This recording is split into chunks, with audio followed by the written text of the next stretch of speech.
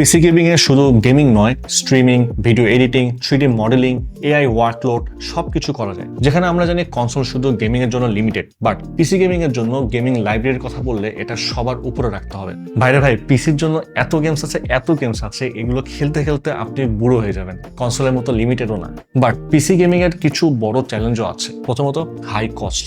একটা entry level gaming PC build করতে গেলে লাইক লেটেস্ট জেনারেশনের Core i5 প্রসেসর, RTX 3060 সাথে আবার 16GB DDR4 RAM, 1TB NVMe SSD, just এতটুকু স্পেক্স প্রায় 80 থেকে 90,000 টাকা কস্ট পড়ে যাবে। আর high end gaming PC build করতে গেলে like Core i9, RTX 4090, DDR5 RAM, তাহলে তো লাখ লাখ টাকা কস্ট আপনাকে গুনতেই হবে। এখন পিসি গেমিং এর একটা অন্যতম কমপ্লেক্সিটি হচ্ছে বিল্ড করতে হয়, ড্রাইভার আপডেট করতে হয়, কখনো কম্পেবিলিটি ইস্যু আসে। কনসোলের মতো প্লাগ এন্ড প্লে না আর কি। তারপর পোর্টেবিলিটি কম। গেমিং পিসি সবসময় এক জায়গায় সেট করে গেমিং করতে হয়, কোথাও কিন্তু সহজে ক্যারি করা যায় না।